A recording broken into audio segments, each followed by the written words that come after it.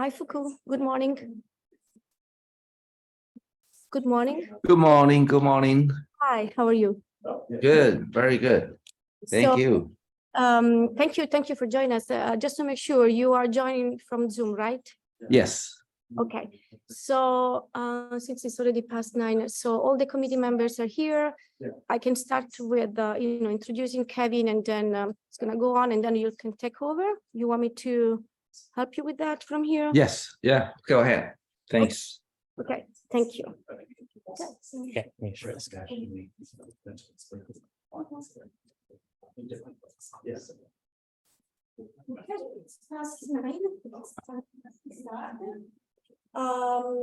you so much for coming today. Committee members, the chair of the committee, Fuku Cheng, is on Zoom. For Kevin's PhD defense on towards decarbonized and transportation sectors and modeling battery-centric. This title doesn't really give you the full sense of the whole work that Kevin has put into his PhD over the past 4 years, because he also did, on top of modeling, he did experimental work, optimization, control, and design of experiments. And 5 years ago, exactly this time of the year. And you wrote me 3 times before I replied to you. And then we had a meeting, and I was very late. And what was refreshing to me to hear from Kevin was that he was working in the industry, and he wanted to push the boundary. He was like, I'm not happy about what we're doing there. I think we can do better. And he knew from my website, I was doing a technical modeling of batteries. He said, maybe we should use that for the storage. I'm like, yes, I think you're right. And then became a PhD student, and he's been working over the past 4 years very hard. You're very resilient and patient with me and with all of us as well. And he's very generous with his time. He's very generous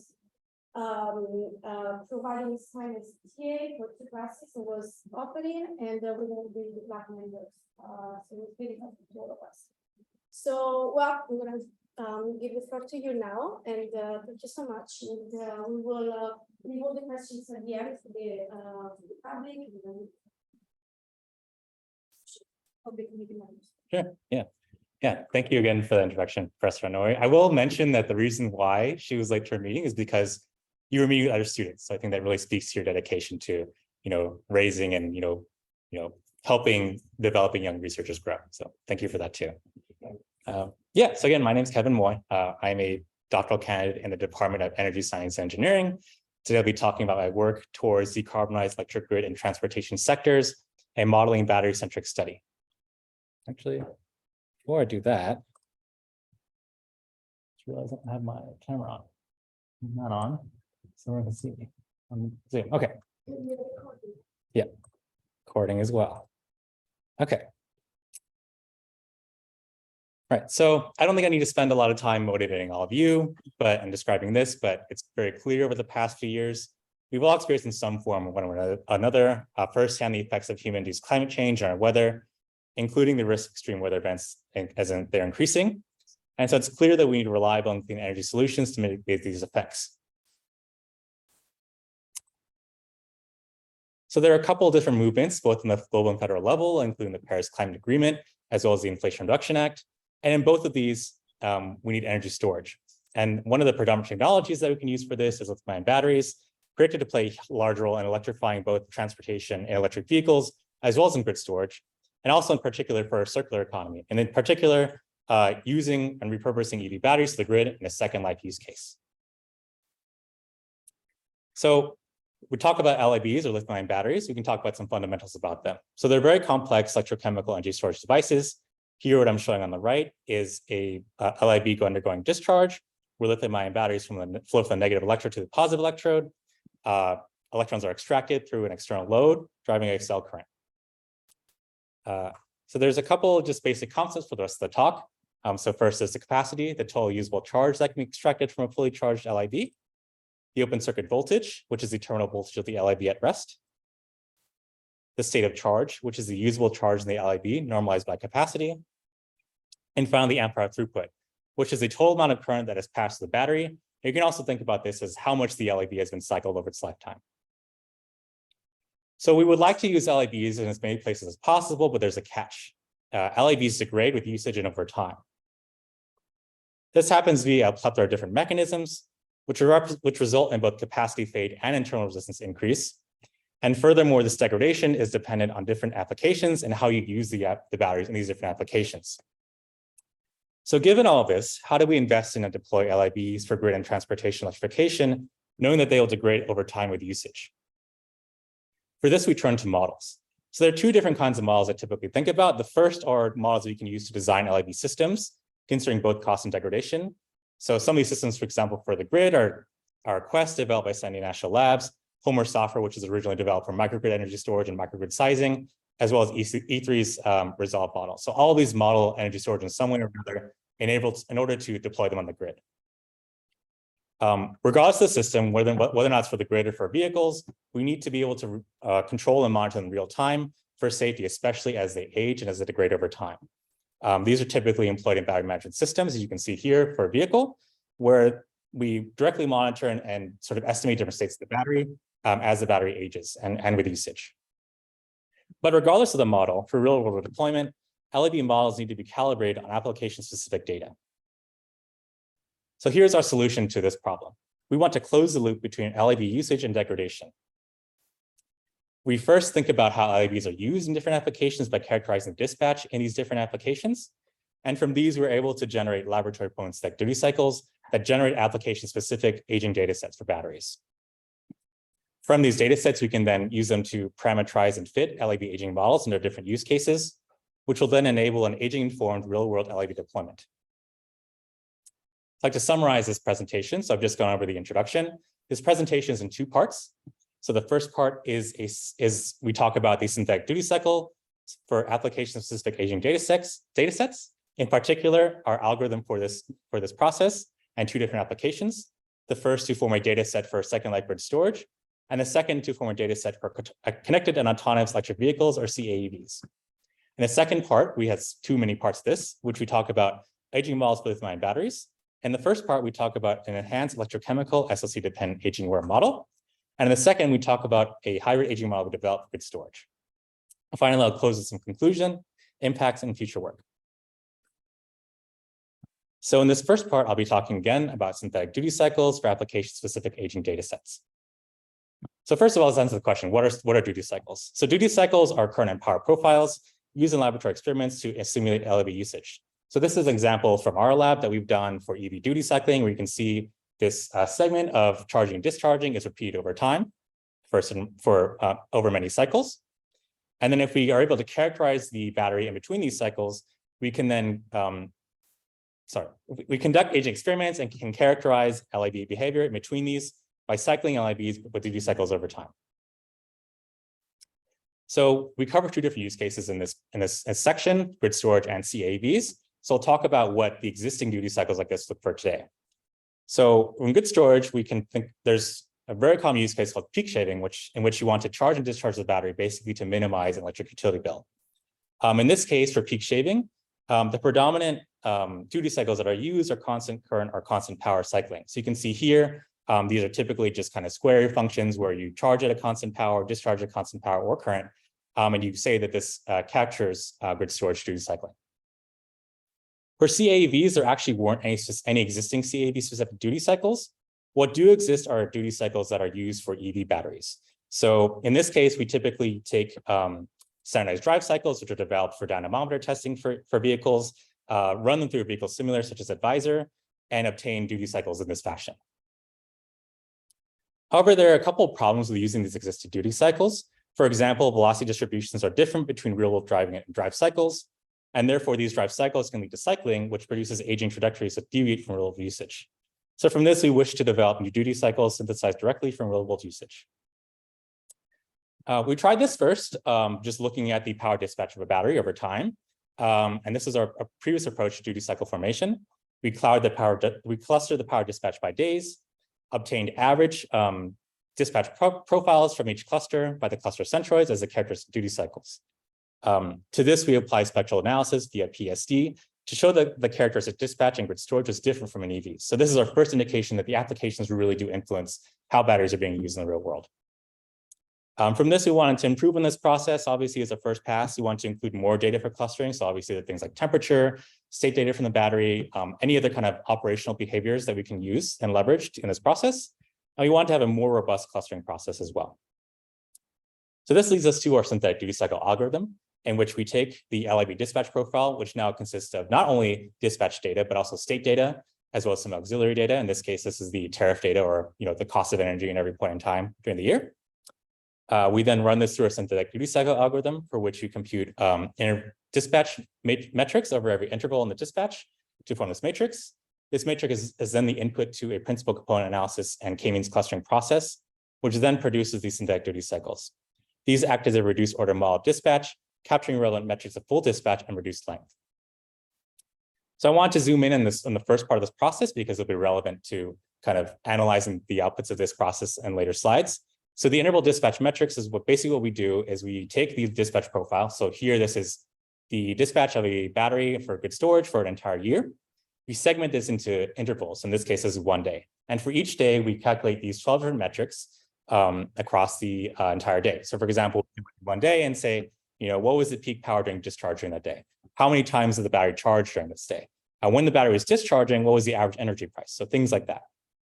We can do that for every day in the year and compute this interval dispatch metrics matrix M, which is then the input to this principal component analysis and k-means clustering process. The output of this, we apply to 2 different power flow systems. So one is a residential power flow system. You can think of this as a house. The other is a commercial power flow system. So this is like an office building. And in both of these cases, we obtain dispatch data, state data, and auxiliary data. And we're able to produce 2 different synthetic duty cycles applying our algorithm. And so this shows that our algorithm is readily applicable to multiple different grid storage dispatch profiles. So now we can think, well, how well does this actually characterize the actual dispatch of the battery from the entire dispatch? So we can use the metrics that I showed in the previous slide to evaluate how our synthetic duty cycles match our originating dispatch. So here I'm just showing the metrics again, all 12 of them, and we can compute this and we can kind of feed these synthetic duty cycles back into this metrics. We can feed the synthetic duty cycle back in these metrics and compare the values of these metrics compared to the entire full dispatch. So we're doing this here. And so here you can see that in blue, we have the residential data set versus the synthetic duty cycle. And in red, we have the commercial data set versus the commercial duty cycle. And here what we want to have is basically have the red markers overlap and the blue markers overlap, which kind of shows that the synthetic duty cycles are matching the full dispatch. And so you can see in some metrics, it doesn't really match at all. So, obviously because these synthetic duty cycles are much shorter, they'll have many fewer times when the battery is charging, discharging versus the entire year. But you can see for other metrics, such as the state of energy during charge and discharge, these metrics actually overlap fairly well. So from this analysis, you can see that the discharge behavior or the dispatch behavior over the entire year is captured fairly well via these synthetic duty cycles. In simulation, we also validated this in terms of the capacity fade. So this plot on the right is showing you that we take the LIDB dispatch. In the branch on the right, we run it through our algorithm and then obtain the synthetic duty cycle. On the left, we just pass it straight to an LIB aging model. Then we can extract and kind of simulate the dispatch going forward, both from the full dispatch as well as the synthetic duty cycle, and obtain the capacity fade, compare them. And from here in simulation, we can see that the synthetic duty cycle produces a very similar capacity fade trajectory to the original power dispatch in simulation. Just to hammer this home, so again, these are the synthetic duty cycles for grid storage. We can see that they're constant power or constant current charge and discharge cycles. And here are ours again. So you can look and see how much more application-specific information, how much richness, how many more qualities you can incorporate into our duty cycles versus the existing kind of square wave-ish duty cycles. Right, so our first application is in a second life LIB aging campaign. So again, this is sort of a plot that hopefully looks familiar from the first slide in this section, where we take new batteries, new LIB cells, we cycle them in a first life aging campaign on EV duty cycles, collect cycling data and characterization tests, and regard these as retired EV batteries once they degrade around 10% of their initial capacity. We can then take these batteries and then cycle them in a second life aging campaign with our grid storage duty cycles, again collecting cycling data characterization tests until we reach end of life conditions and have a retired second life EV battery or retired second life battery. Lastly, I'd like to emphasize that this is just our choice. because these are just duty cycles that are developed for grid storage in general, we could have also applied these to new batteries as well. But in our case, we would like to apply them to a second life LIB aging campaign. So here, just summarizing the current progress and status of this campaign. So on the left is actually a plot from the first life aging paper, but basically we're using the exact same data. We're using the exact same setup where we have a thermal chamber as well as a cycler, which is cycling these batteries at specified temperatures. In the middle, I have examples of the residential duty cycling, commercial duty cycling data sets as they're being generated. And on the far right, we have the capacity freight trajectories, which is showing that the capacities are indeed decreasing over time. And I would note in this plot that axis is the time is, and it's equivalent to the hours, how many hours? Oh, yes. Okay. So each of these duty cycles is 48 hours long and they're repeated 5 times. So it's actually 10 days. 10 days. Yeah. Yeah, exactly. Yep, and that's repeated over and over again for different RP as we age the cell. And so in between each RPT are actually 2 of these cycles, so it's actually 20 days. RPT 0 is the capacity from at the end of first life cycling. So you can see it starts already degraded and continues to degrade from there. So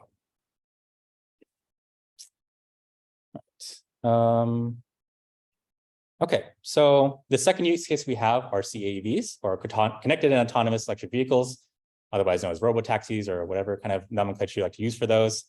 So a question we got while we were developing this work was, why not just use the existing duty cycles for EVs? You know, they're both vehicles, they're both driven around on streets, and you know, they both are powered by the same battery, so why don't we just use the same one?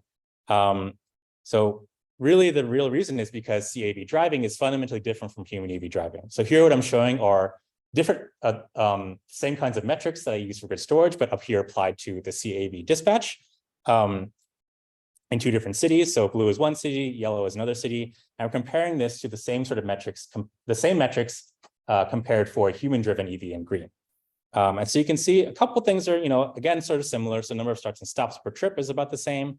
But if we look at things like the variance of negative and positive C rate, which correspond to charging and discharging current respectively, we can see that they're quite different. And so what this sort of captures is the fact that CAVs are, you know, they're driven with autonomous braking acceleration, their routes are optimized. So driving is much more consistent versus, you know, human-driven EV, you know, people are very erratic, you know, it just depends on how they drive. So they might have much more variation in their the currents that they impart on LIBs. The other thing that's different that's not shown in this plot is that CAVs are driven nearly continuously over the entire day. So they're basically driven from full charge to empty, versus you can think about, you know, if you're a human EV driver, you drive to work, you might charge it there and drive it back. Much less driving throughout the day.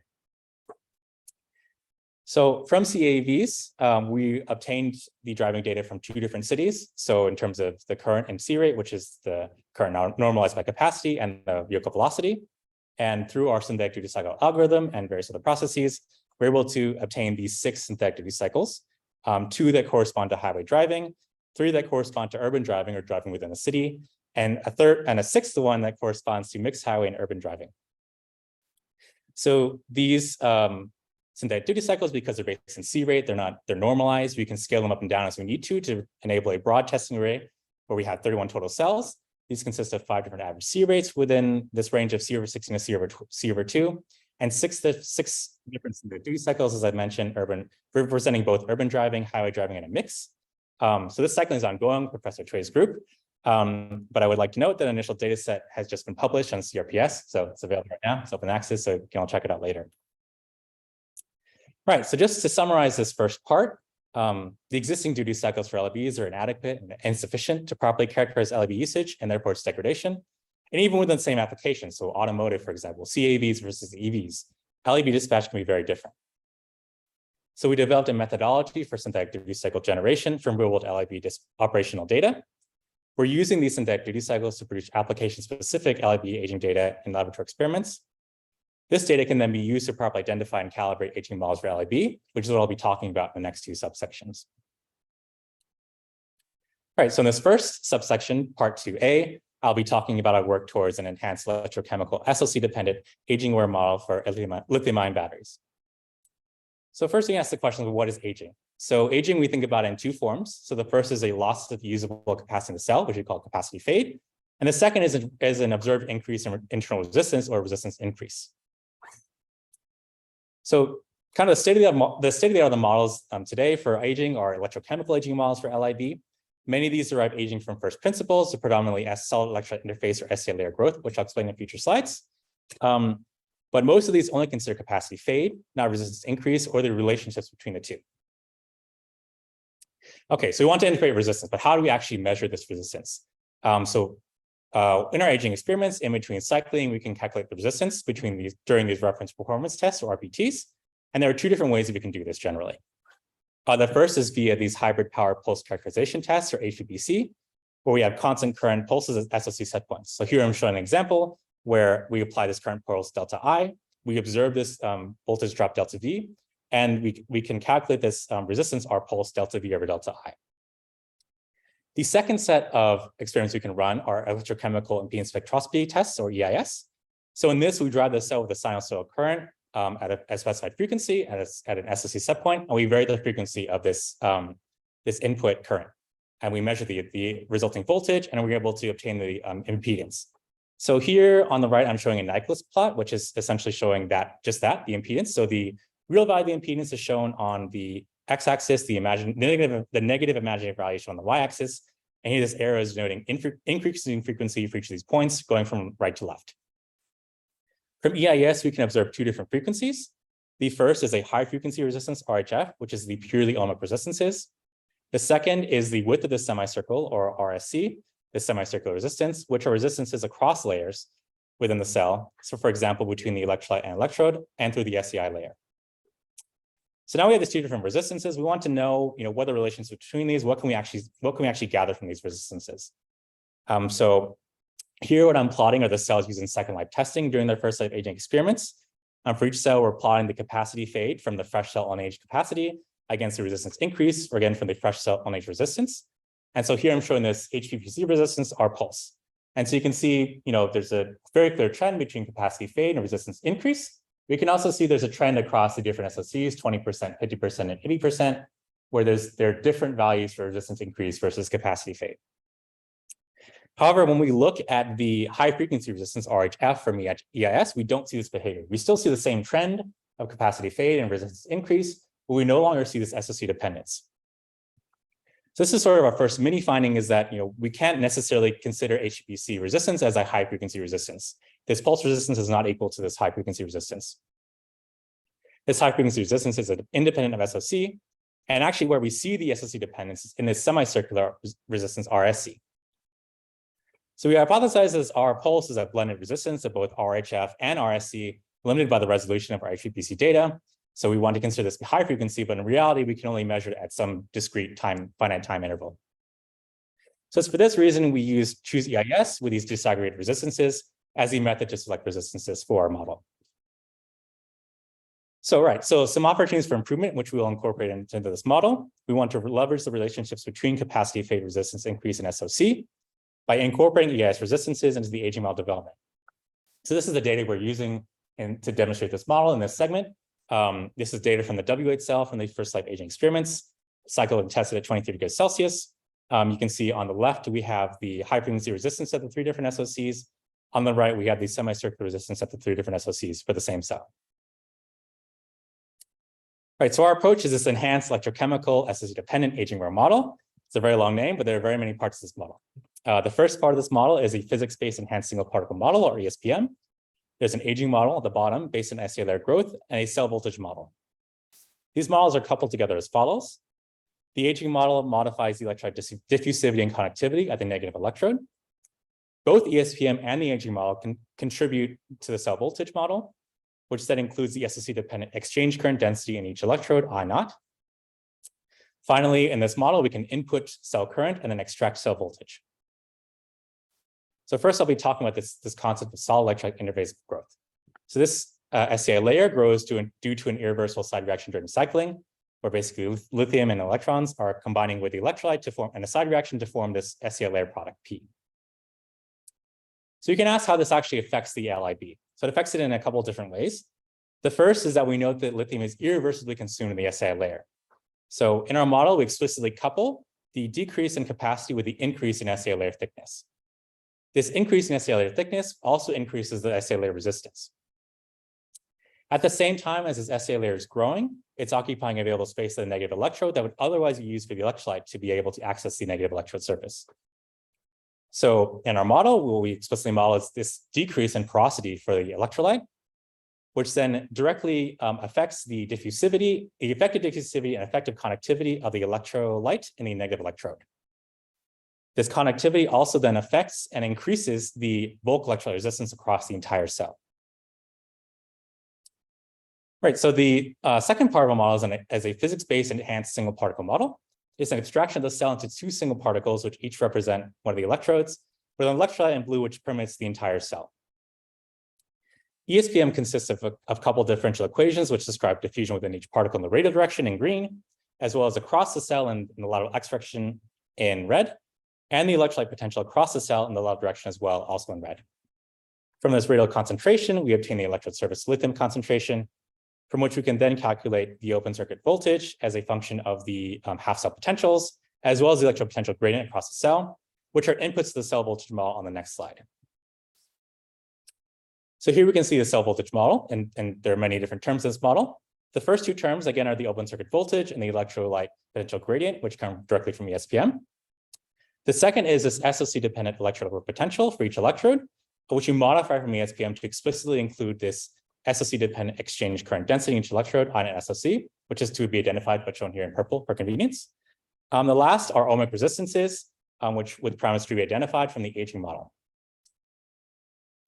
So the very last step before we can put this model together is to link the EIS resistances to the resistances that we see in the model.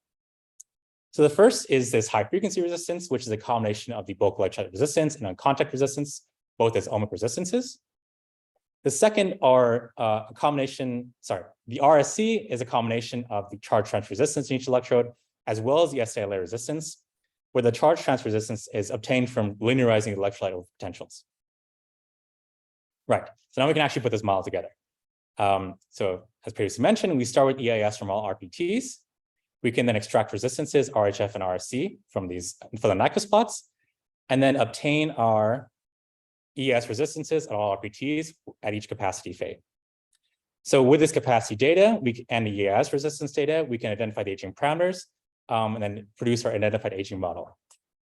Separately, we use ESPM and we want to identify the parameters there. So we take a combination of literature values as well as special RPT data with a multi-step parameter identification process.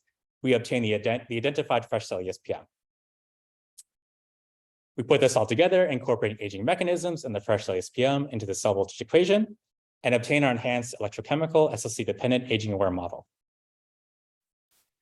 So these are the results of identifying the aging parameters themselves. So we note that there are actually only 90 data points needed, 2 resistances across 3 SOCs across 15 RPTs to identify these 6 model parameters. You can see these are a combination of parameters related to SEI layer material properties, as well as the exchange current density.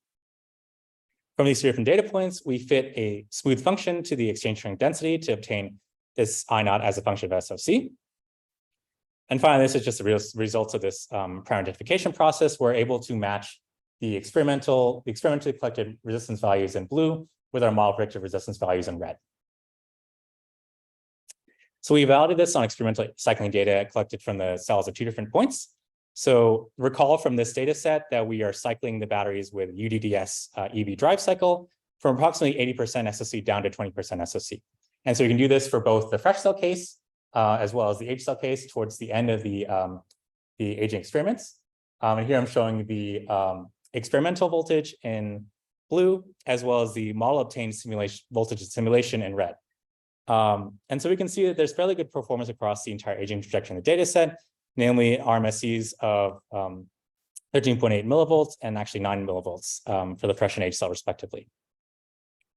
We can also compare the effects of including this SOC-dependent exchange current density.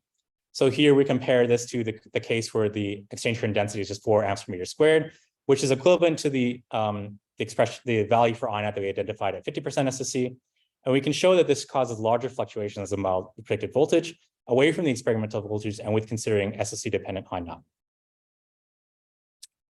Right, so in this part, we developed an electrochemical SOC-dependent aging order model for LIB, which leveraged both time domain as well as frequency domain data for parameter identification. This is a very data efficient aging model. The process for identifying the parameters in this model is very data efficient. We only needed 90 data points across 6 parameters. So some limitations of this model, obviously it's not perfect. It does not include the effects of temperature due to the data set because the data set is collected isothermally. The model was identified and developed for a single cell. And it's also a deterministic model, which cannot capture all the uncertainty of aging, for example, between cells. So this may lead to some future exciting developments in our group later on the development of stochastic models for aging.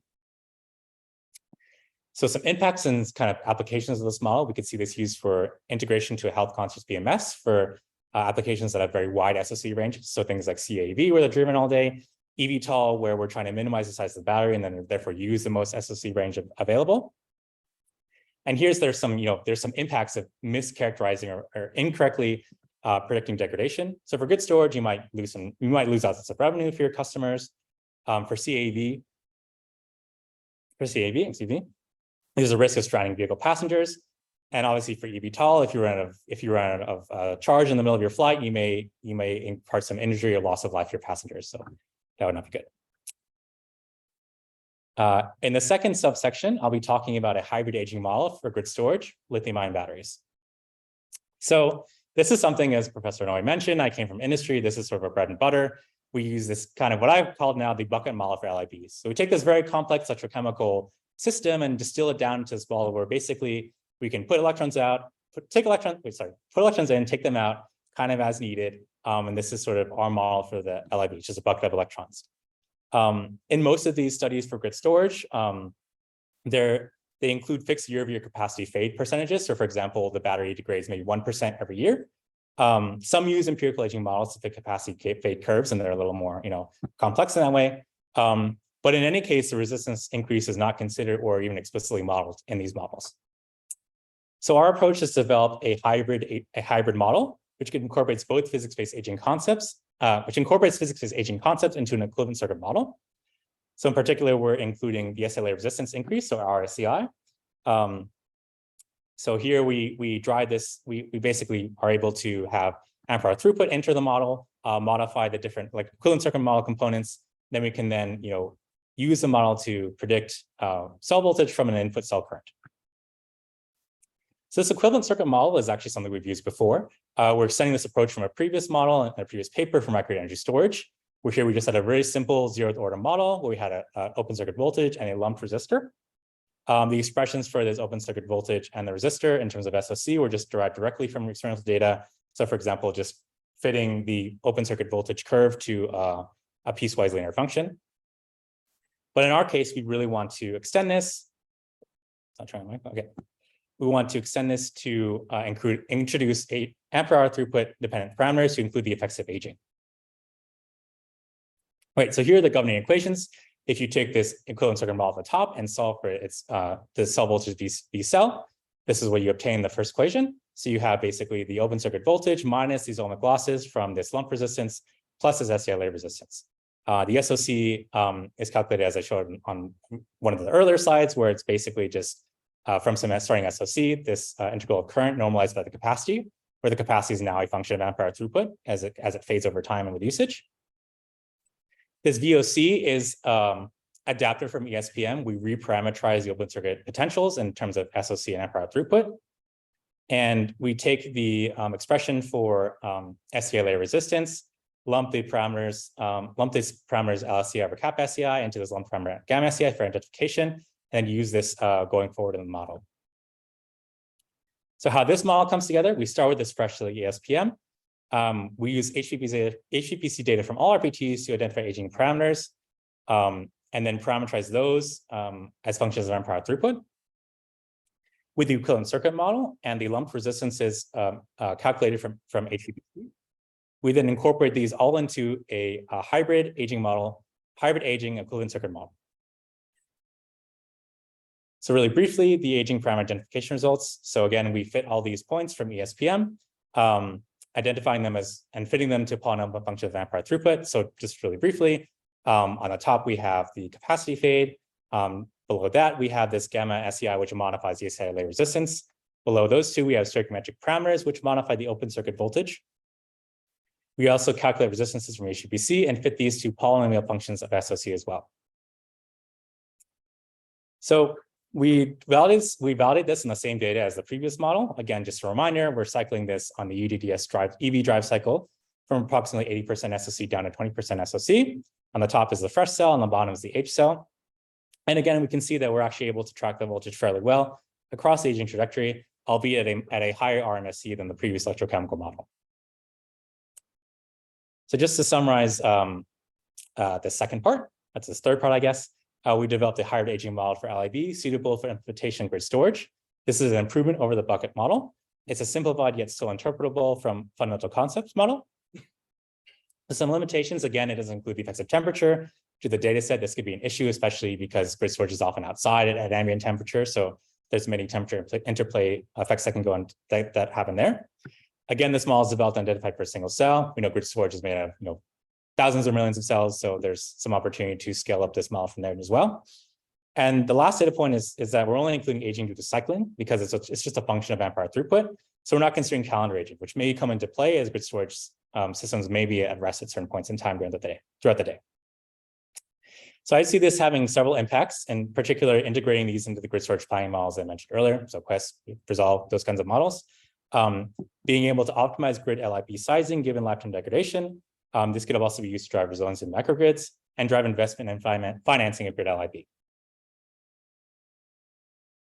Right, so just to conclude, we developed a methodology for synthetic duty cycle generation from real-world LIB operational data. These synthetic duty cycles are used to produce application-specific LIB aging data in laboratory experiments.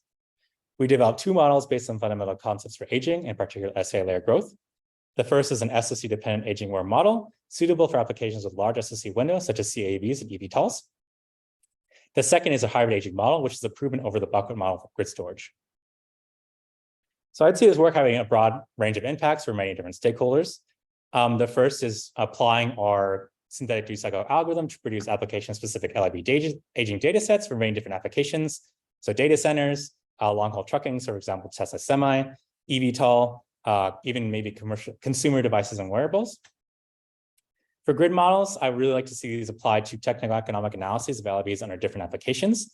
We can study trade-offs between system size and upfront costs versus the loss of performance and revenue with aging.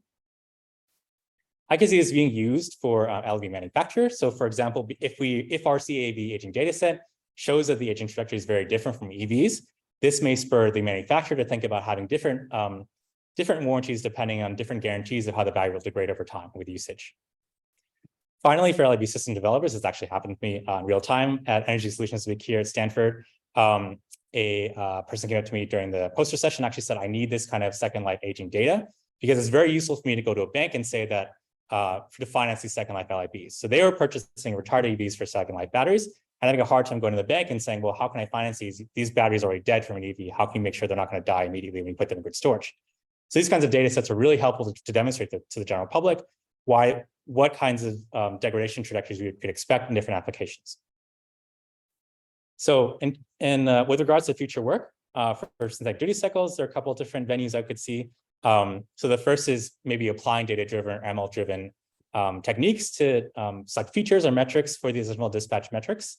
We could include more combinations within each application. So for example, in CAVs, we combine urban and highway driving. So maybe for grid storage, combining different applications under the same battery.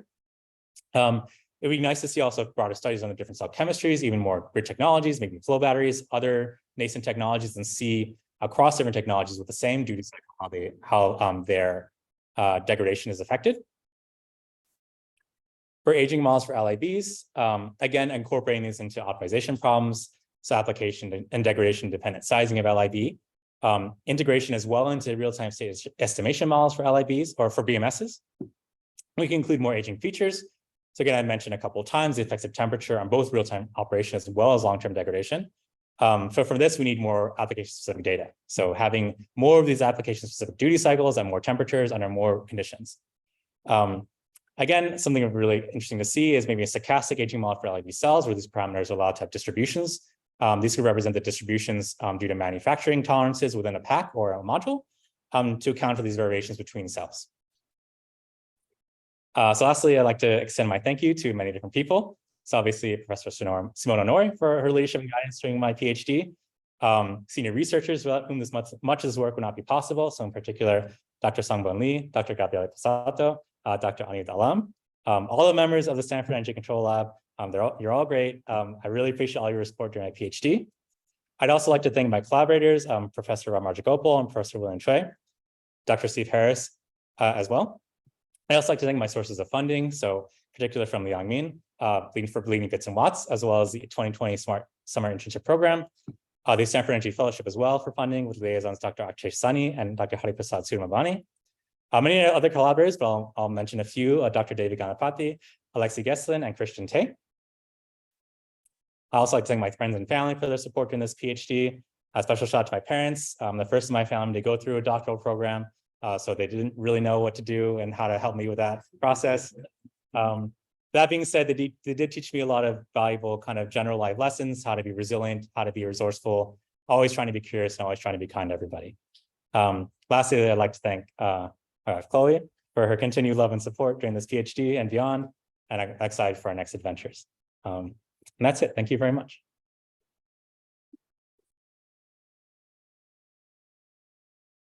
Okay. I think the floor now is open for questions, right? Can you repeat that one more time? Sorry. The floor is open for questions. Right, thank you. Thank you.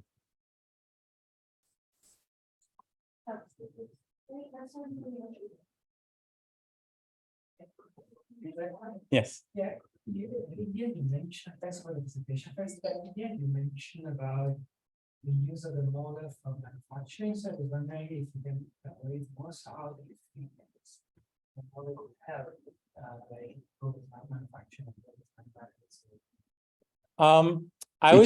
Can you repeat the questions for the audience to hear that? Thanks. Sure, yes. So the question was, how can these models or this work in general sort of help LIB manufacturers? And so what I talked about was mainly in terms of warranties. So different batteries on different use cases degrade differently. Then warranties are based on how long you expect them to last in the field. Like there's certain degradation by some certain number of years of operation. So that could be an opportunity for application-specific warranties. The other thing that we could actually use this for is, I didn't show this but for CAVs, we're connecting cells in duplicate, and we're kind of observing how their responses for voltage and temperature, for example, to a current input are different within the same exact cell from the same batch. So you could imagine, for example, a manufacturer might want to put 20 of these cells on the same duty cycle and see how they degrade and see what the trajectory is, how they deviate from each other. And so that could be used to, again, characterize the manufacturing variability, not just in terms of the initial state of the battery, but also as it degrades over time. So I think that here what's really needed is more data. You should prioritize the aging curves. Yes. So just to repeat that, we would want to have more of this kind of application-specific aging data to characterize more of different use cases and different degradation curves. Yes. Yeah, thank you. Hello, Kevin. Oh, yes. Yeah, this is Songbang. Yeah, thank you for a very nice presentation, and I'm really proud of you. I have two quick questions. Yeah, for the first section, I'm wondering if you had any chance to investigate aging trajectories beyond the 300 hours. This is my first question. Mm-hmm. And the second question is, for some topics you use the ESPM, and for some topics you use the empirical models. So I'm wondering if you have any specific reason using two different models. Thank you. Yeah, sure. Thank you, Sangmo. Yeah, so for the first question, how we investigate this like beyond 300 hours, I think you're referring to the plot that I was showing in simulation. So I think the way that we're investigating this is through our second life grid storage aging experiments. So we'll see how those capacity phase trajectories kind of compare to first life usage and across different cells. With regards to the second question, so this is about model selection. So in the first case, we use ESPM because we really wanted to have that kind of fidelity, this SSE dependence, kind of more accuracy for these more kind of higher stakes applications of CAVs and eVTOLs. and to incorporate more aspects of aging into those kinds of models. On the second case, this is really sort of, I guess, a compromise between, again, bucket models and sort of these extremely kind of, these not extremely, but very complex electrochemical ESPM-like models, and providing kind of a bridge between those and sort of saying, well, we want to make this as simple as possible, but still incorporate aspects that related to these, very complex physics-based electrochemical aging processes as well. So it's sort of, two different use cases in those respects. Yeah, nice. Thank you. Thank you.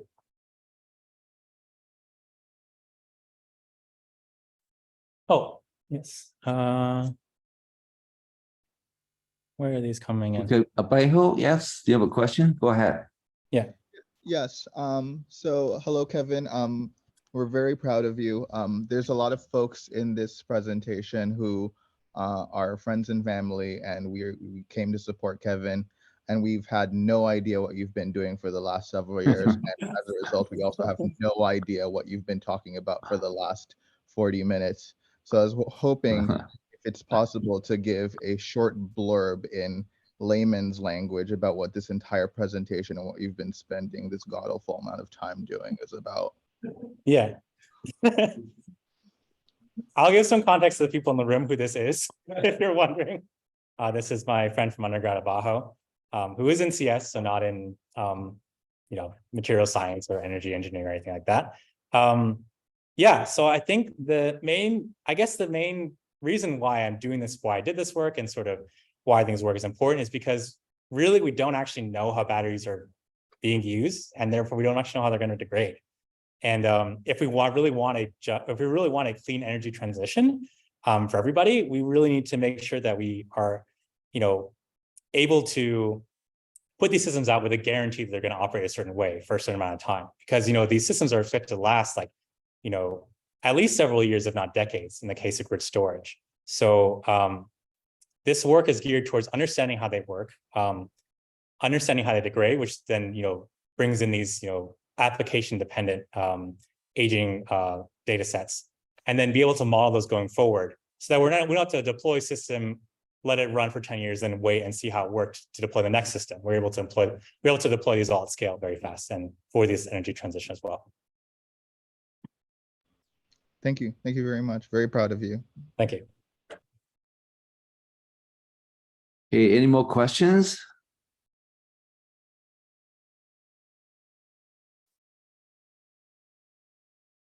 All right, I think that's the end of the open sessions. So